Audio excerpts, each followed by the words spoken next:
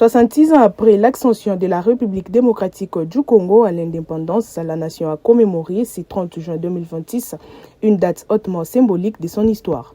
Dans son adresse à la nation, le président de la République, Félix Tshisekedi, a rendu hommage au père de l'indépendance et salué le courage du peuple congolais face aux nombreuses épreuves traversées depuis 1960. Congolaises, Congolais, mes très chers compatriotes.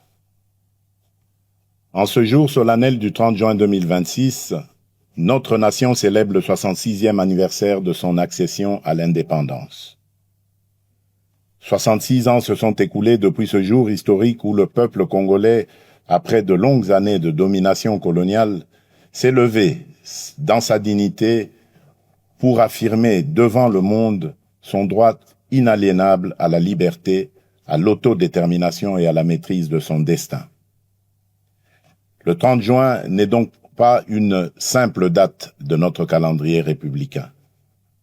Il est à la fois une mémoire, une promesse et une responsabilité. Il est la mémoire de celles et ceux qui, par leur courage et leur sacrifice, ont ouvert le chemin de notre liberté.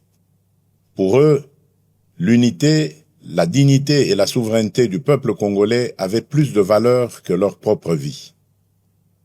Il est aussi la promesse faite à chaque génération de ne jamais renoncer à l'idéal d'un Congo libre, uni et souverain. Le chef de l'État a rappelé que la souveraineté nationale demeure un combat de tous les jours. Il a insisté sur la nécessité de préserver l'unité du pays, de consolider les institutions, de renforcer la sécurité particulièrement dans l'Est et d'accélérer les réformes destinées à améliorer les conditions de vie de la population. Ce 66e anniversaire intervient dans un contexte politique marqué par les débats autour d'une éventuelle révision constitutionnelle, les défis sécuritaires persistants dans l'Est du pays, ainsi que les attentes de la population en matière de gouvernance, de lutte contre la corruption et de développement économique. Face à ces enjeux, le président Félix Tshisekedi a appelé les Congolais au patriotisme, à la cohésion nationale et à la confiance en l'avenir. Pour les autorités, cette célébration ne constitue pas seulement un devoir de mémoire, mais également une invitation à bâtir un Congo plus fort, plus stable et plus prospère pour les générations futures. La République démocratique du Congo bénéficie d'un nouveau soutien financier du Fonds monétaire international. Réuni en session, le conseil d'administration du FMI a approuvé la 3e revue du programme appuyé par la facilité élargie des crédits ainsi que la 2e revue de la facilité pour la résilience et la durabilité. Cette décision autorise un nouveau décaissement de 348,5 millions de dollars américains en faveur de la RDC. Pour les FMI, cette approbation reflète les progrès réalisés par les autorités congolaises dans la mise en œuvre des réformes économiques.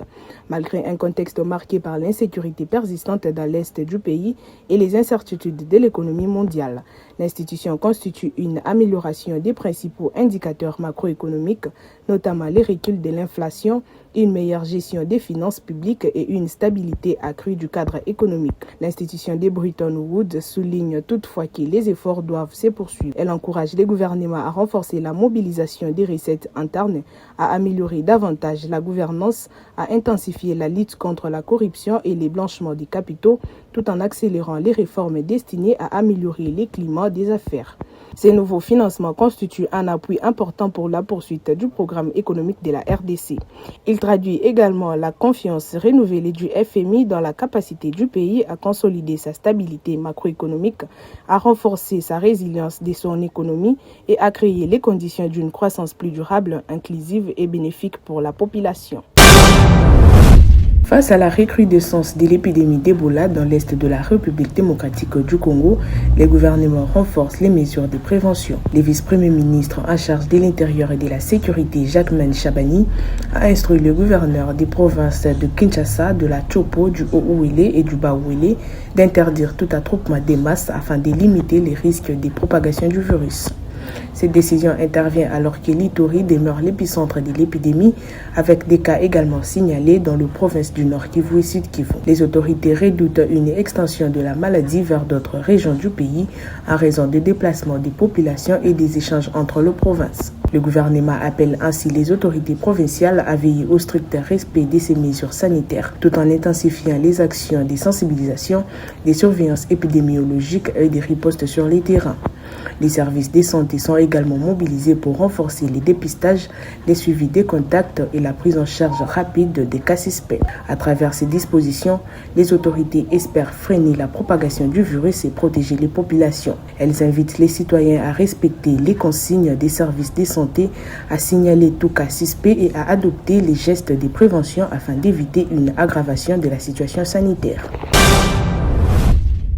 Une vidéo devenue virale sur les réseaux sociaux affirme que le ministre congolais des Sports, Didier Boudimbo, aurait été interpellé par la police française à Château-Rouge à Paris, avec à la clé la confiscation de son passeport diplomatique. Une information qui a rapidement suscité de nombreuses réactions et alimenté les débats au sein de l'opinion publique. Mais quelques heures après la diffusion de ces images et publications, le cabinet du ministre a formellement démenti ces allégations.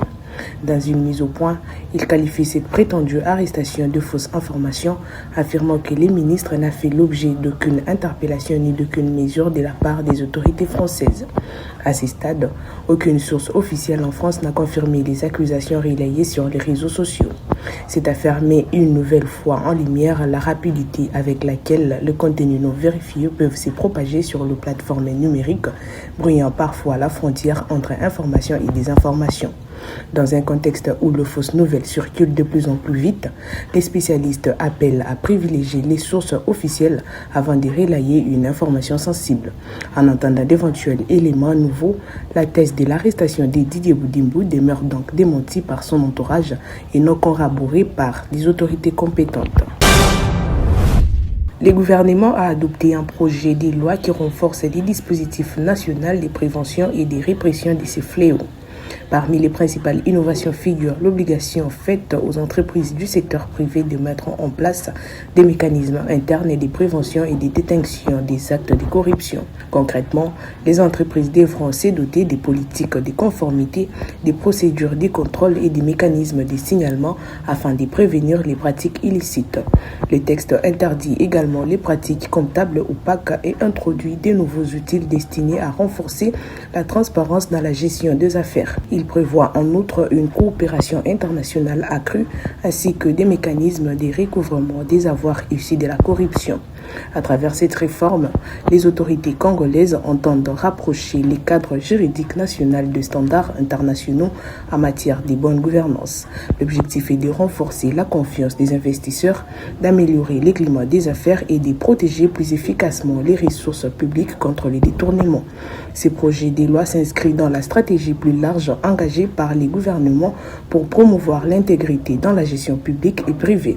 S'il est adopté par le Parlement, il imposera de nouvelles obligations aux entreprises tout en renforçant le moyen de l'État pour prévenir, détecter et sanctionner les faits de corruption considérés comme l'un des principaux freins au développement économique de la RDC.